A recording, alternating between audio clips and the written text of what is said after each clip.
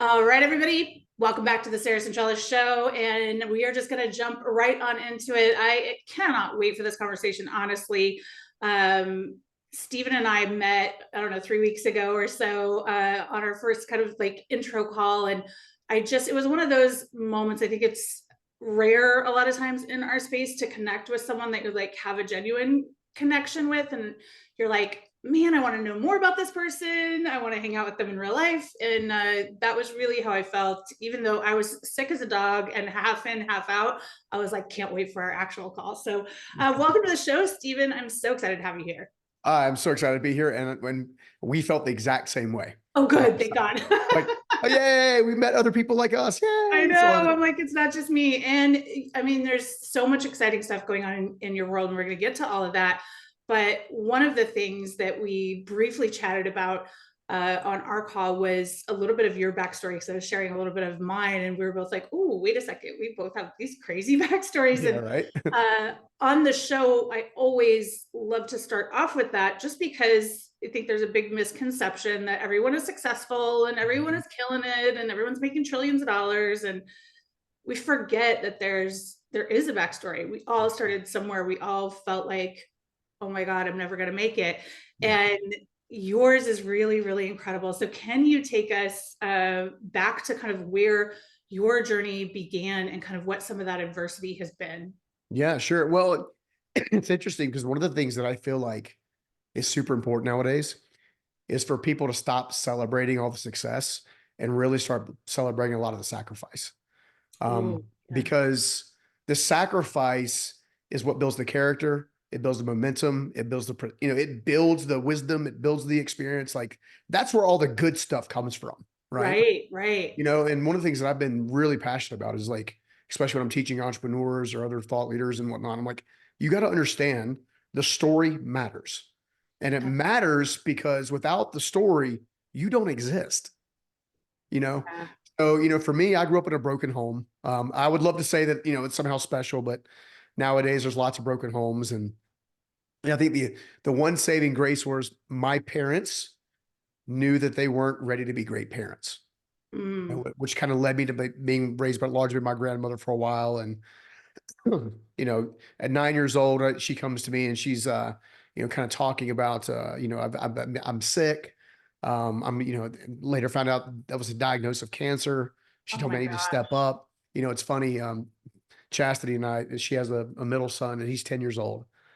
And, And you're just as thinking I'm at that talking to him, a lot age, of times I'm yeah. thinking to What? myself, at 9 years old, my grandmother was coming to me and asking me to step up as quote unquote the head of the house. Right. Can you even What that imagine? entailed was me pulling a black kitchen chair from the table over to the stove, the old tan stove from like the 70s or whatever. Mhm. And she was telling me how to boil water to make this out of the other thing, macaroni and cheese, hot dogs, feed myself, my little brother. I was literally her crutch, because I was small enough even then to kind of like, Yeah. help her get around the house. I helped bathe her a little bit here or there. I mean, it was crazy to How much think. you're taking on at that age. That's Yeah, insane. well, and here's the unwinding of that. Over the last 3 decades, you start to pull these things apart, and you're like, this is why I tend to jump in and want Right. to be the savior or save people or any number of real Yep. reasons to that. And a lot of times that isn't healthy, but it all comes from that subconscious unwinding, right? So fast forward, she passes away, unfortunately.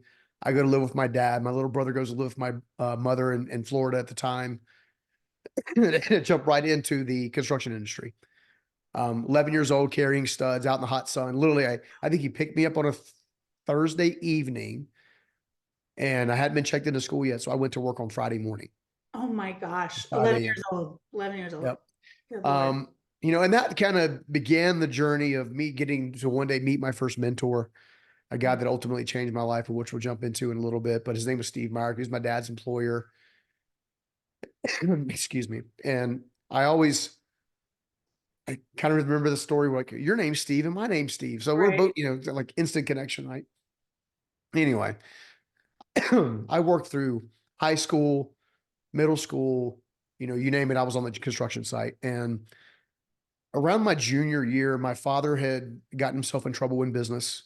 He lost his business as a result. And, we were foreclosed on, bankruptcy, cars repossessed, all this kind of stuff. And by the time I got through the 3/4 of the way through my junior year, actually towards the tail end of my junior year, I made the decision because I was held back in the 5th grade. It's how the age thing works out, but Mm. to literally drop out of high school and start paying the bills. Wow. Now, what's important to know is, my dad had already sold my car. He'd already come to me, can I sell my car, to try to make the last ditch effort for a mortgage Wow. payment? My 69 Mustang. Oh well. Oh. Primer gray. It wasn't like it Ouch. was fully rebuilt, but you know, we had a lot of challenges financially. My dad was never really good with money. And as you start to pull these things together, you start seeing semblances of lack of identity, lack of security, lack of Right. authenticity, this desire to want to live for someone else, right? So whatever life you think I should live, that's the life I'm going to live because you think I should Yeah. live it, Yeah. Yeah. rather than going through that self-discovery process. Well, when my father lost his business and, I made a conscious decision to drop out of high school and start paying bills and whatever, it took me about 6 or 8 months. I've always been a very hard worker.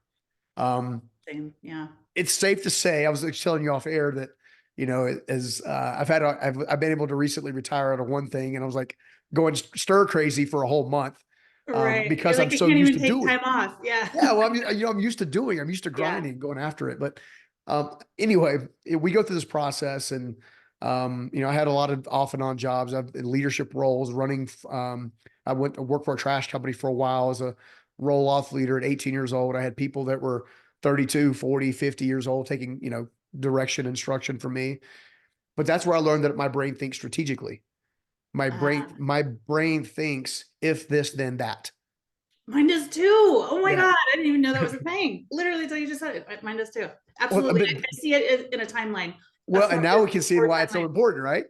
Wow. How cool. But we go through this process, and Steve Myrick, I remember this one afternoon, he comes to me, he pulls me down with my dad's framing crew, and he asked me a very important question. It's I always mention these couple of questions because these were so pivotal in my journey.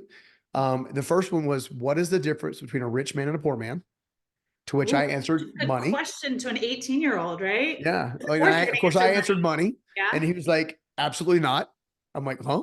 He's like, it's the way Right. they think. The next question really got me. I think it was the catalyst or the seed that began my internal personal development journey. And the next question was, do you want to learn to think like me, or do you want to continue thinking like your father? Ooh. Ooh, ooh, ooh. And by that age, you'd probably kind of seen some stuff your dad was doing, and you're like, My wait a brain went in second, a what are Rolodex. those mistakes he's making, and how do I not make them? Yeah, I Yeah. mean, my brain went into full-fledged Rolodex mode. And Steve was a very generous man. He's a very astute businessman. He was a very wealthy man. I had watched him literally leave $1,000 under a basket of hush puppies and like completely wreck a single mother waitress. And he, of course, he's already disappeared. She can't even Yeah. thank him. I've seen my dad borrow, never repay. I've seen, and my dad's a great guy now. He went through his own personal development journey about 6 years after that. He Right. turned into a phenomenal man. So I don't want to act like I'm hating on my father. But it was part of the story. Right. And then shortly thereafter, Steve put me into business for myself. Wow. He bought me all these tools and equipment and all this cool stuff to basically start a siding company for him, which is, it's Hmm. not super sexy, but it But keeps you hey, dry. that's your first Yeah. entrepreneur Yeah. opportunity at such a young age. Yeah. Yeah. And and he was coaching me along the way and doing all this. And because of my work ethic, I was able to outwork my stupidity in many cases Mm. during that time. And 18, 19 years old, I go from making 12 bucks an hour to making close to six figures on an annual basis. And this is Wow. in the late 90s, right? Yeah. Not So want to that's give you big too much of time. my age, That's big right? time. That was good money, right? Right? And of Yeah. course, what do you do when you've never been trained to handle money and whatever? You get involved with the wrong people, you buy the wrong stuff, you waste the wrong money, you don't reinvest in yourself, you get yourself in a lot of trouble. And a lot of times when I do interviews and stuff, the number one question is always, well, how did you become homeless? You know? Right. Right. And I'm like, well, I became homeless because of pride and arrogance and ignorance. The same three things that take entrepreneurs out all the freaking time. Yeah. You Pride, know, man. Ooh. It I just didn't sneaks want to up admit on that you, I right? needed You don't help. even know that that is what it is, but it really does. Yeah. Yeah, and I wasn't involved in drugs. I didn't, I mean, I'm sure there was a part of me that wanted to self-medicate somehow. Mhm. My self-medication at the time was just a severe depression. I didn't Mm. want to leave, kind of the place I was at, which ultimately led me to losing the place I was at. And Yeah. it was a snowballs approach. And then, I kind of bounced around couches and in cars and all kinds of stuff, and had a few experiences outside under the stars. And I remember I was probably 3 or 4 months in, and I'd managed to maintain my World's Gym membership because You're that's like, how I at was least getting. I'm still working out and getting a shower. Well, it was the shower that I was Yeah, the after. shower. I would make it in there anytime and I was looking for, this is back when you still use the want ads, right, in the paper and Yeah. whatnot. And, I just went through this, this scenario. A few months in, it was something out of a movie Mhm. where like you're staring over a sink, there's a mirror in front of you and you look up and and you lock eyes with yourself. Yeah. And I've always said you can't have radical transformation unless you have radical transparency. And Right. most people don't want to get real with themselves because they fear what they'll find, but they don't understand but what they find will actually build their fortitude, which will then build Yes. their future. So it's like this weird, we're Right. scared of the very thing that actually helps us. Right. Absolutely. Because you can't change what you don't know. And if That's you're not right. willing to metaphorically and literally look in the mirror and say, what am I doing that Yeah. is causing this, or what can I do to get out of this? Like, you're just gonna, there's nothing to change. Like, you can't work with it, you know? Yeah. And I had spent all this time like trying to disprove that there was no element of faith or there's no spiritual milk that kind of holds it all together. Right. So during that time I found my faith. I became very dedicated to the faith that I ascribed to. And as a result, I found a new level of anchoring of resilience. Yeah. There's just something regardless of what the faith is, there's something about having faith in something bigger than yourself that allows you to do things that are bigger than yourself. Right. Absolutely. Because you feel like in whatever way you have some sort of net. Exactly. Thing is looking out for you. Yeah. Exactly. Absolutely. And you can trust, what's the old adage that it's not happening to me, it's happening for me, Right. Right. no matter what it is. Yep. And I know you've experienced that yourself. Oh It's God. it's just it's what I refer it's what I refer to as a life truth. Yeah. There are certain things that doesn't matter. You can take any person on the planet and put them in a life truth, and they're going to have the same benefit, no matter who they are, where they've been from, where they come from, all that kind of stuff. Yeah. Right. When I found my faith, a couple of weeks later, I was allowed back on the framing crew with my father after doing a bunch of odd and end jobs. Of course, I was embarrassed. I was full of guilt. I was full of shame. I hid from Steve Myrick on a regular basis as he would drive around the neighborhood, even though I was technically on his payroll. Right. And then my first week back on a Friday afternoon, my father sends me next door to reframe a garage door because it was crooked. Okay.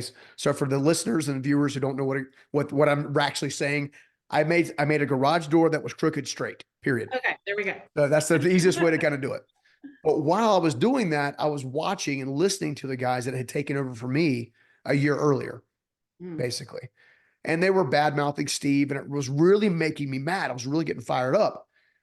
So much so that I kind of overheard them say, well, if he doesn't do this and this for us, come Monday, we're not coming back or whatever. And I don't know. I was just really fired up. So I walked away and I'm in my head and I'm like, I can't believe this guy's so generous. He's awesome. What are they thinking? He's a moron.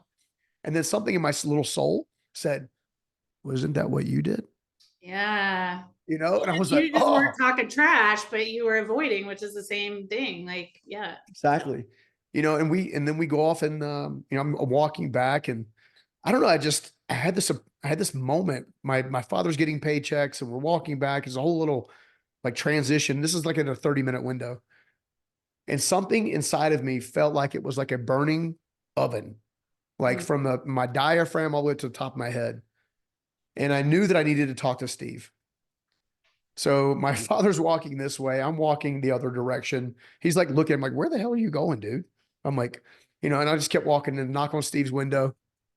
He rolls his window down, looks at me with his big old pearly white dentures. He's like, what can I do you for? Because he's an old Southern guy. Yeah. He goes, how's your head now, boy? And I'm like, I'm getting better.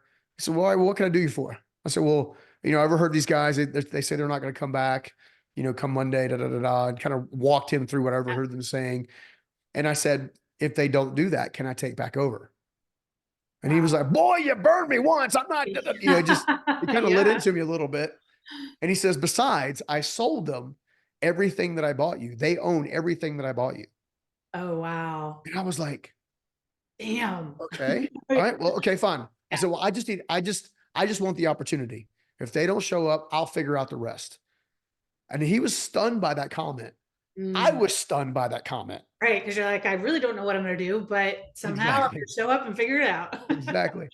And so he kind of like stares back at me, looks at me kind of catty corner. I'm like, I tell you what, boy, if they're not back here on Monday morning, 9 a.m., I'll make a deal with you. I'll let you finish their house. We'll go from there. How about that? I'm like, done. Shook his hand. His window rolls up. I'm walking back this direction. My dad walks back this direction and he meets me in the middle. He's like, boy, what the hell have you done? Right. I Yeah. just got Yeah. you back on this crew. I just Right. got you going again. Are you Don't burn crazy? this. Don't burn Yeah, this. exactly. You're already burning it to the ground again, Right. you know?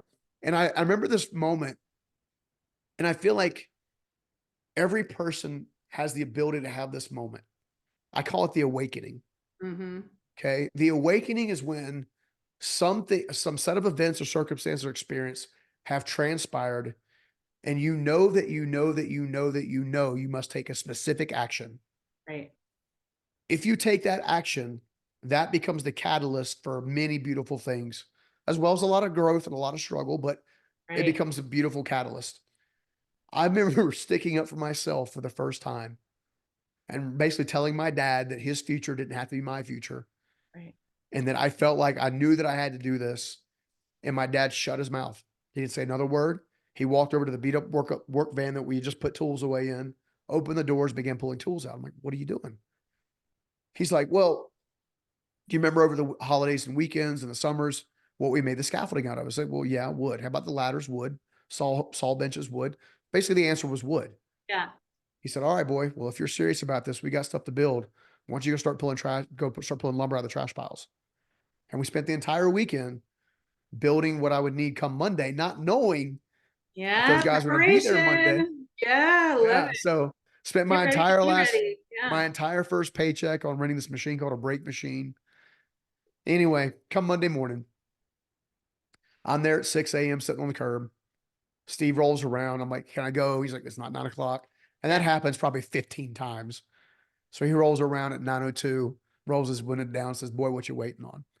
Now, Wow. the reason this story is as important as the homelessness itself is because in order to get from a poverty or a lack mindset, you have to shift first to an opportunity mindset.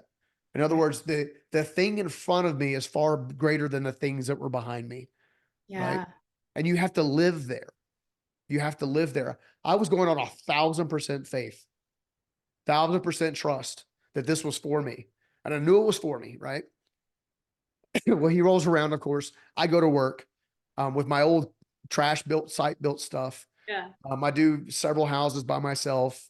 And that became a company that I just recently exited that I built over 25 years that on an annual basis is just under 9 figures and had 400 plus team members and so on and so forth. And I Wow. say all that to say that my story, just like your story, can be someone else's story if they'll do the work. Absolutely. Oh my God.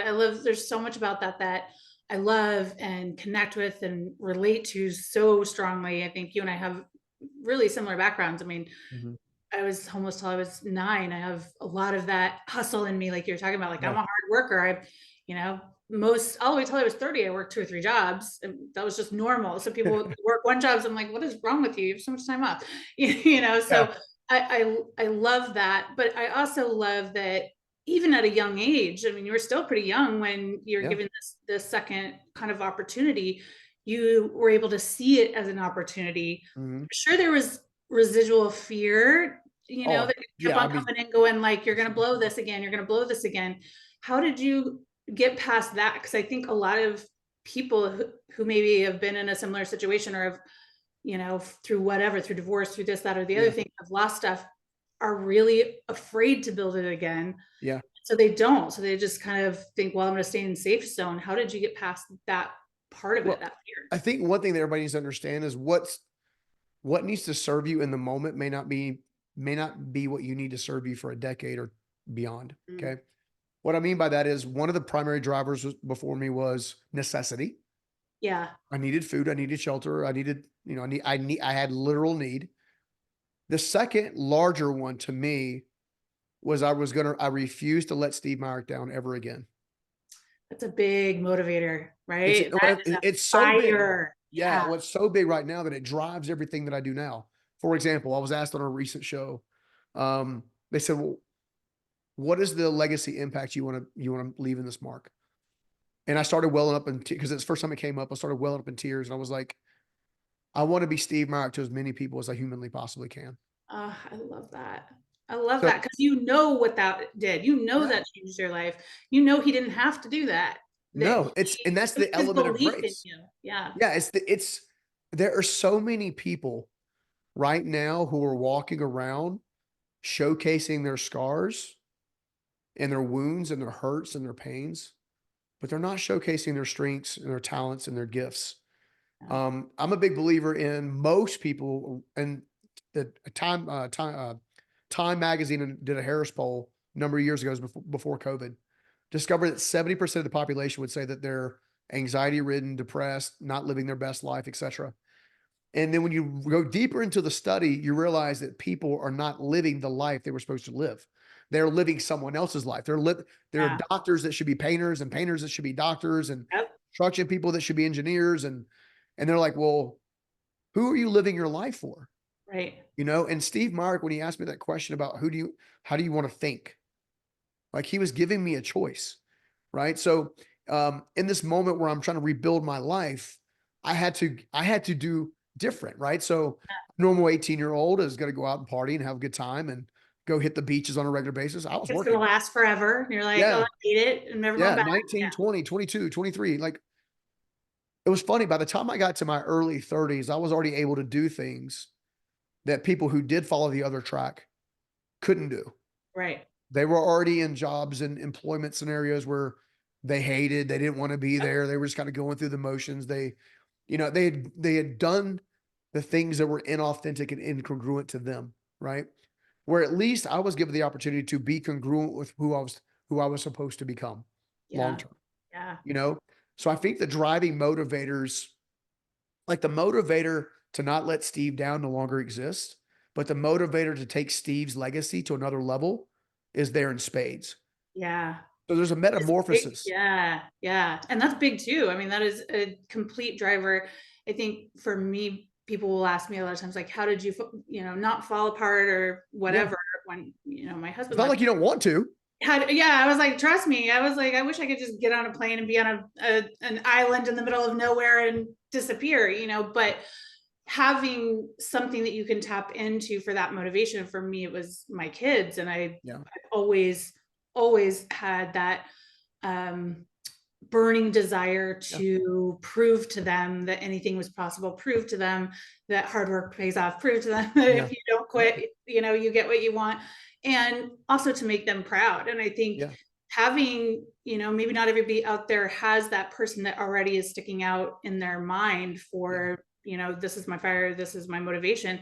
But I think we can all tap into something that does, and I Mhm. love how you're aware of yours had such a huge impact, a knowledgeable impact in your life, but then also understanding, like, hey, it's time to move that forward. Yeah. How do I move that forward and leave that as a genuine legacy for me? And you talk a lot about discipline too, and I think it's so, so critical. And I will say that that is one of the things that I've always had to work really hard at. It is Mhm. not a natural zone for me. Hustling is. So I'll get up and, try to figure out what I need to do today, but to be disciplined and repeat tasks that maybe I Yeah. don't want to do is a little bit, I have to put things in place to help me out. So talk a little bit about the difference between discipline and motivation and how we tap into or get good at discipline or better at discipline so we can live our. Yeah. No, I'm happy to. In fact, this is actually, you've probably seen one of the clips that we recently released on social where I'm kind of going through a little bit of that. And, I had gotten kind of frustrated Mm, because I see a lot of people like yourself, myself, and a whole host of friends that we have that are trying to make a legitimate impact, Right. right? Now we're making incomes along the way. That's part of the process. The more people you serve, the better you do. But I was having a hard time with all the, I don't know, grind and hustle muscle every day. Yeah. Yeah. I was kind of going through this world. You've got people that are showcasing cars that they don't even own, Right. There's at the dealership airplanes that taking are a trying picture to in front of walk it. away. I just, Yeah. Yeah. it's so fraudulent. Yes. 100%. And I have never been able to see someone fraud their way to success on any measure, Yeah. right? You Always make bite it, you in the ass. make You it, can't. fake it till you make it for a minute, Yeah, but but you it's can't do gonna it for a find you. lifetime. It will find you. You know? And it lit a fire in me because I got to thinking, my social media guy that's on my team, he came to me and said, well, what is the difference? And then he just flipped Yeah. the camera on. To me, motivation is the igniter that gets you started. Discipline is what actually drives the results. Right. So for example, having a daily routine, some would call it a ritual. I don't Yeah. care what words you use. I get up about the same time every day. I go through the same meditative process first thing in the morning that kind of merges prayer with a set of meditation. I go through a same affirmational thing, kind of my own little mantra. I am healthy. I am wealthy. I am wise. I'm a steward. Oops, excuse me. I'm just getting over a cold. I'm a steward of the Most High, Oh, right? And I say that at least 3 times. I say I give thanks for the day because I'm able to live a very beautiful life right now, and there's a lot to be grateful for. But I was also working to be grateful when I didn't have a lot of reasons to be grateful. absolutely. Yeah. So bringing that forward, I work on a specific area of my life every single day of the week separately. So financials on Mondays, emotionals on Tuesday, so on and so Oh, I forth. love that. Yeah. That's Because I want interesting. to be well rounded. Yeah. Yeah. I love that because I think there's uh, probably the word I hear the most these days is overwhelm. Yeah. I'm overwhelmed. I'm overwhelmed. I'm overwhelmed. And I think having some structure like that and saying, hey, my finances, my budget, like anything I Yep. have to do dealing with that, I will get to it. I know exactly when I'm going to get to it. This is the Yeah. hour on Monday or whatever that I'm dedicated to it. So I can actually let it go in my Yeah. mental space for the rest of the week. And Yeah. I love that. Well, and my word is unstoppable, right? Yeah. When you say the word unstoppable, people think you're busting down walls, you're running, stopping, I don't know, locomotives, like Right. you're just completely impenetrable. That's the complete wrong approach to becoming unstoppable. Unstoppable is nothing more than making consistent progress every single day.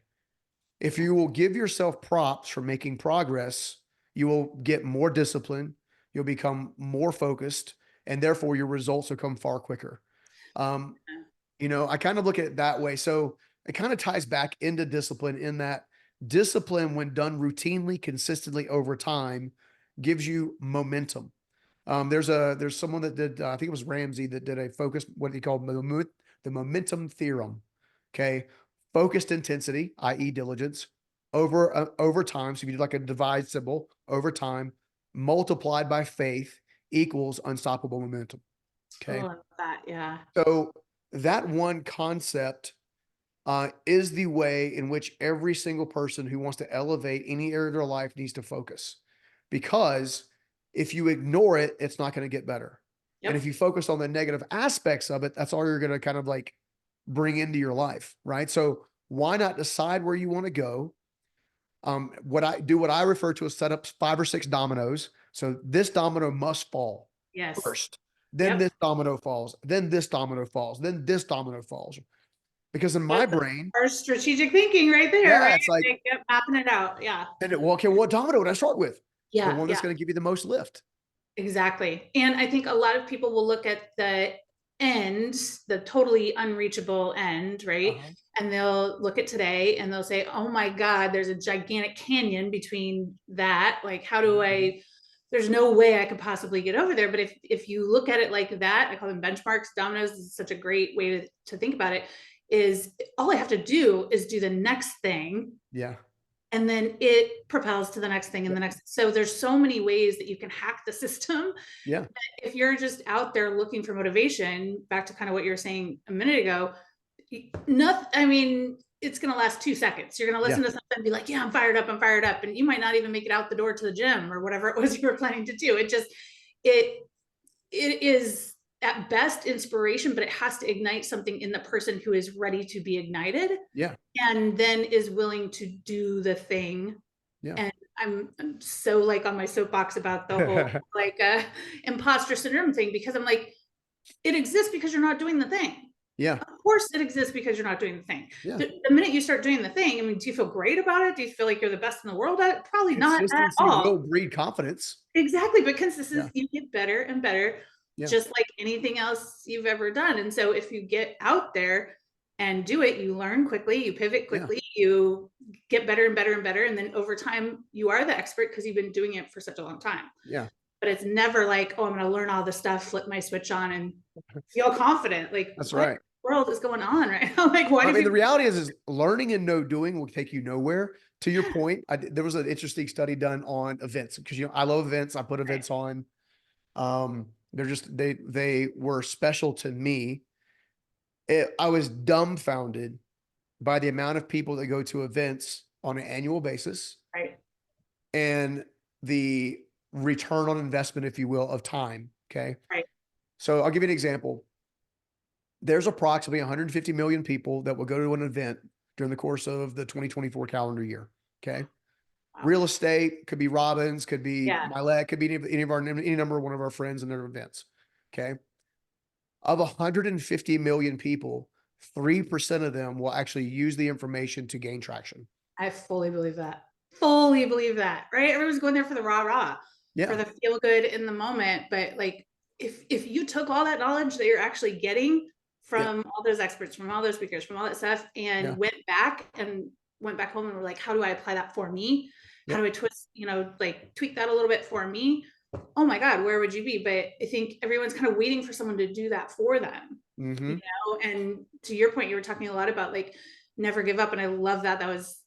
That has been kind of my hustle, believe, receive is the motto Yeah. that, is my first book too. But, and relentless pursuit, just that Yeah. idea that no matter what, if I've committed myself to never quitting until I'm living the thing I want, then you can throw anything at me. I'm not going to like it. Yeah. I'm not going to be happy. I might go kicking and screaming through the bad, Yeah. adversity, but you're not going to stop me. Nothing's going to stop me. Well, and the reality is your macro vision of your future only gets done with your micro attention to detail. Right. Yeah. So consider this. I've been very fortunate in exiting my first large business. Okay. At the time I owned 7. I now own 3 because I sold or transferred 4 of them. Wow. I get a lot of credit for the success of the company that it got to from the place it got to. Right. I would tell you cannot build a company without a lot of amazing people. Yeah. However, I'm also the person that was driving nails, cutting material, hauling stuff, putting it on my shoulder, driving a beat up truck and a trailer. Like had to teach myself how to read an income statement and a balance sheet and a working cash flow statement and like all of this stuff. Every aspect of your business. Every aspect. You had to do at some point or another, every aspect. So, but what we see on social media a lot of times is people getting out of a sports car or walking around their really nice house that they live in now.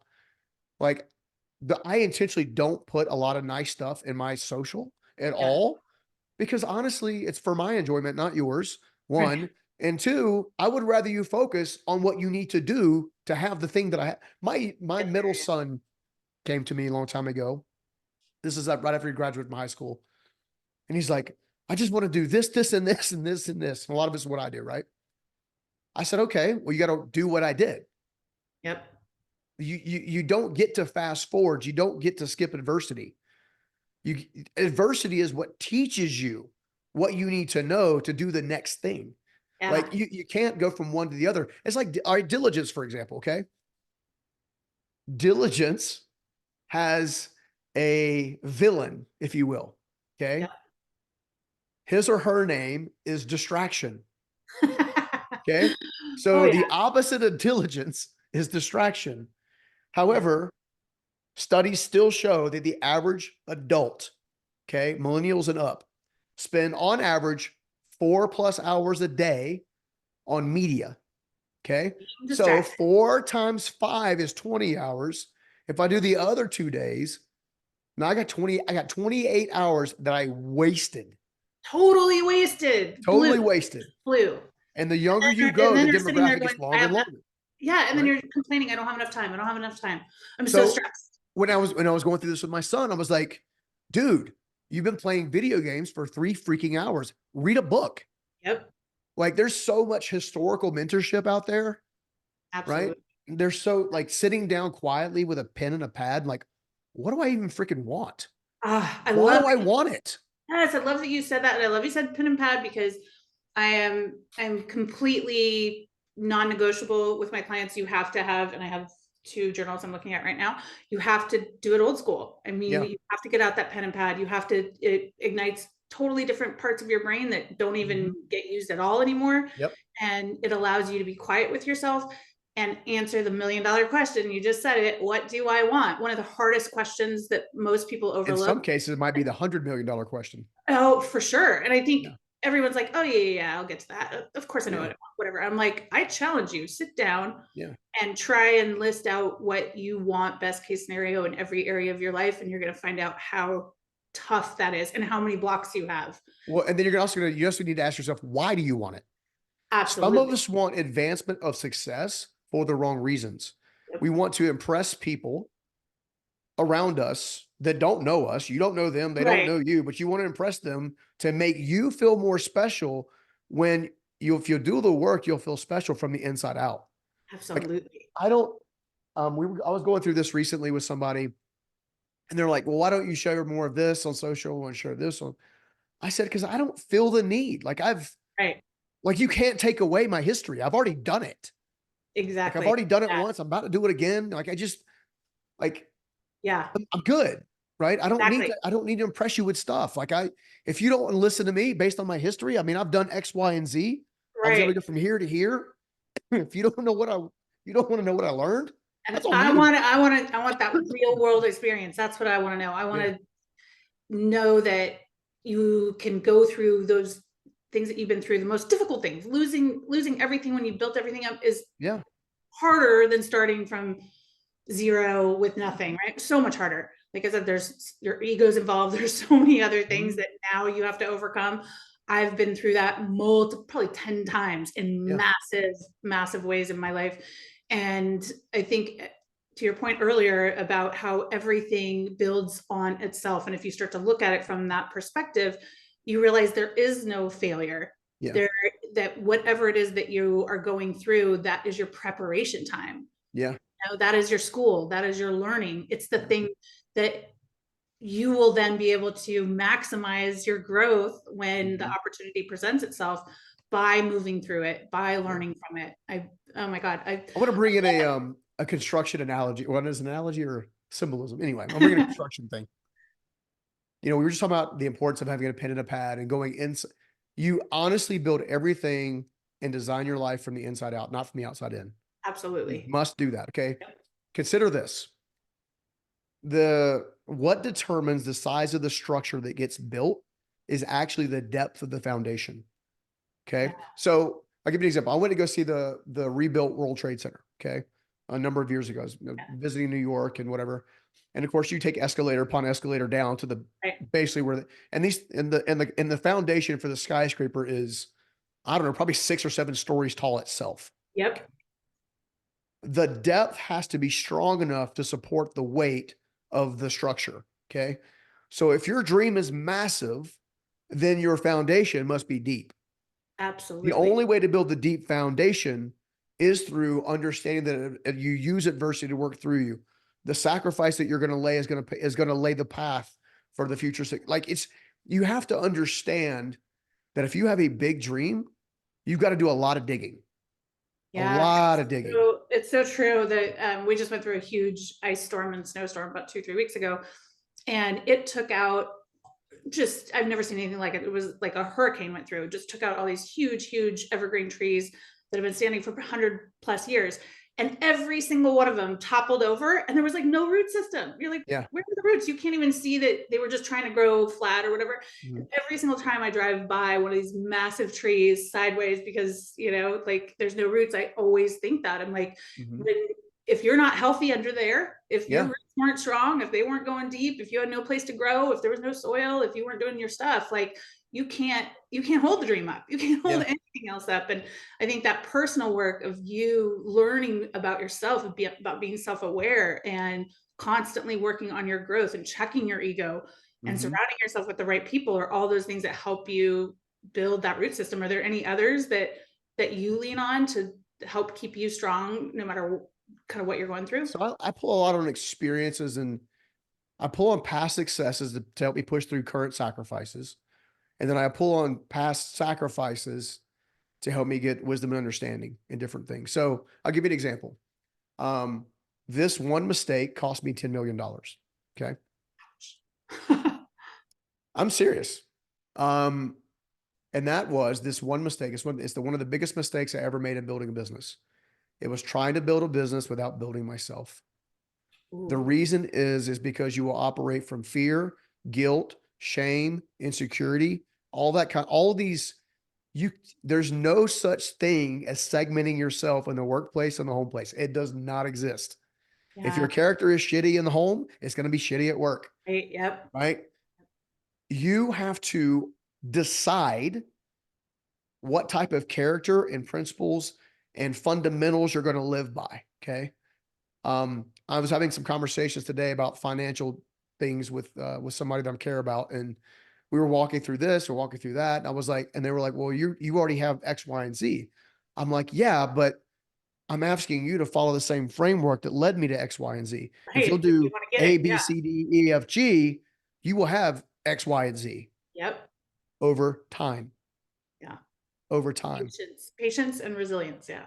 principles and fundamentals. I believe that living by principle, I always, in fact, sometimes I'll even share this on stage, that principles govern promises. Okay. Whatever promise you think you want to live in your life. I want to have a beautiful relationship. I want to build a massive business. I want to be completely healed and healthy and whole. Like, principles govern the fundamentals that you use to take action that then govern the results that become the promise. Ooh, love Right. that. So a principle for me, for example, when I put myself back out there after a divorce, was I'm only going to be involved with people, even get to know people that are already doing their own work. Amen. And Amen. they see You're the gonna be on your value journey. Yeah. of doing their own work. In Yes. other words, regardless if I come into their life or not, they're going to continue doing their work. Amen. Right. Absolutely. Yeah. So what that brought in was, if I'm going to do the same thing and they're going to do the same thing, now we have congruency and alignment. Right. Okay. What Yes. most And of then us you will can do. be stronger together, right? Because then you're both moving forward and learning and all that. Yeah. Exactly. And on the flip side, your knee jerk reaction after an end of a relationship is, I'll show you I'm valuable. I'm going to go find me somebody else. And then Yeah. you wound somebody else, and that wounds somebody else, and that wounds somebody else. So, but what you really want is to be deeply connected to a partner, Yeah. right? And that is a human behavior. That's a human thing. Right. Okay. I say all that to say that no matter what dream you have in your heart that you're trying to make manifest, it's going to require a principle to get there. So your job is, if my dream is this, I need to go to someone that has the knowledge to teach me the principle of this, that then Ooh. leads me back to my dream. Okay. And when you do that, your dreams become more probable and more, honestly, it speeds up the process. Yeah. Absolutely. Because You know, you're learning from someone else. You're getting the cheat code almost, right? it's Like exactly, that's what you're yeah. doing. So I Yeah. believe that service, the reason we go through difficult things is so we can learn the things to help somebody else that's going through the same Yeah. difficult thing at an earlier stage. Yep. I believe that's why And human that's how beings have to you have heal. community. Yeah, Yeah. I totally feel like that's how you, as the person who's passing on that knowledge, heals and learns and fills your cup for one Yeah. thing. I mean, it totally fills your soul in a way that very few other things do. Yeah. And whether you think you're qualified or an expert or whatever the case is or not, I definitely wasn't when I started. Yeah. I didn't know Yeah. what I was talking about. I was just like, hey, this is what I'm doing. it's working for me. I'm happy to answer your questions. I'm happy to help if it'll help, you know? And so Yeah. I think a lot of times we just put so much pressure on ourselves to be perfect, to be ready, to be this, that, or the other thing. And so instead we just sit there and watch everyone else do it. Yeah. Well, that's why I say don't strive to be perfect, strive to be authentic. Yes. Because your authentic self is a buildable self. You can't build what you won't acknowledge. And if you can't acknowledge your strengths, your struggles, and your blind spots, Yeah. then you won't be able to basically put the things in place to help you work your way out of those things. I believe, I do believe in a God, a creator. I've mentioned that before. And I believe part of our, if not one of our core factors on this earth, is to refine our soul to such an extent where we can say, well done, good and faithful servant. Yeah. Yeah. Okay. You Like can you're be proud of. legitimately becoming more than you were when you got here. Okay. No Absolutely. matter your struggles, no matter what you've been through. Um, I don't believe traumas are permanent. I Same. believe traumas are transitions. Yep. You can It's a heal. transition from going from an old way of being, a new way of an old way of thinking, a different relationship circle, Yep. to saying, okay, who am I really? Who am Yeah. I really? Right? I'm And who do five I foot want to be? nothing, and I used to identify myself because I was short. I used to Mm, make decisions because I was short. wow. But Wow. you know, and then you're like, wait a minute, I'm bigger than being short. Absolutely. I have a You whole know lot what I'm more to saying? offer. Why am I taking myself out of the equation when I don't need to be doing that? Oh my gosh, thank you so much for dropping so much wisdom and knowledge. And I could literally have this conversation with you all day. Luckily, we get to do this again when you come on my show. Yes, we do get to do it again on your show. I cannot wait. And hopefully someday soon in person. I think that would just be phenomenal. Oh, We've got you're to always welcome here to this Utah area now. I Since know, 'cause I've officially moved. you've just moved. You have a big, amazing facility that you're creating for events. I'm gonna have to come out to like your inaugural event that you have Let's out there. go. That's gonna be amazing. So there's so much, you know, I was checking out your website. I'm gonna link this all that here in the show notes. But there's so much that you give. And I mean, one of your specialties is teaching entrepreneurs how to grow their business in a massive way, how to Mhm. create, you know, 8-figure incomes. And you have lots of that knowledge. Like I said, I'm gonna put it in the links here. Um, Learn from the best, man. That's how you get the cheat code. That's how you speed up your timeline. That is the The way to cheat go. code is fundamentals, by the way. Totally, right? Like, Yeah. and rinse and repeat, doing something over and over Mhm. again, getting better at it, but consistency. That's right. And uh, diligence.